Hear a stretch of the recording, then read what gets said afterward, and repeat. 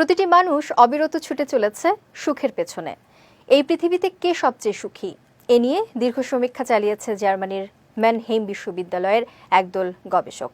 সম্প্রতি সুখী মানুষ নিয়ে করা এই গবেষণায় উঠে এসেছে চমকপ্রদ এক তথ্য।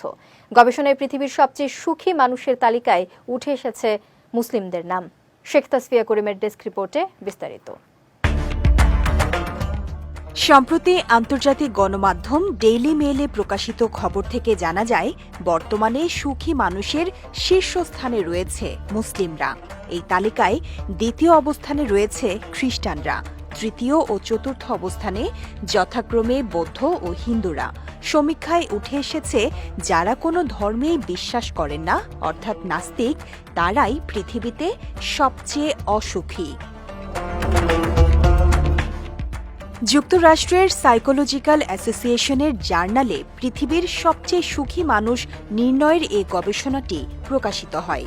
সুখী মানুষের চিত্র তুলে ধরার লক্ষ্যে জার্মানির ম্যানহেইম বিশ্ববিদ্যালয়ের একদল গবেষক ৬৭,৫৬২ জন মানুষের ওপর একটি জরিপ পরিচালনা করেন। এই জরিপের ফলাফলেই জানা যায়, মুসলিমরাই হল পৃথিবীর সবচেয়ে সুখী মানুষ। গবেষণা প্রতিবেদনে বলা হয়, মহান আল্লাহর একত্ববাদ আর আল্লাহর উপর দৃঢ় বিশ্বাস মুসলিমদেরকে প্রভাবিত করায় হতাশা ও উদ্বেগ তাদেরকে খুব একটা গ্রাস করতে পারে না। মানুষের প্রতি মুসলিমদের সহানুভূতিও অনেক বেশি।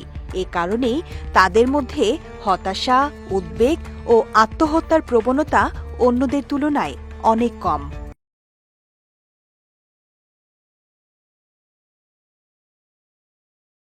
এই গবেষণাটির নেতৃত্ব দেন জার্মানির ম্যানহেইম বিশ্ববিদ্যালয়ের সাইকোলজিস্ট ড.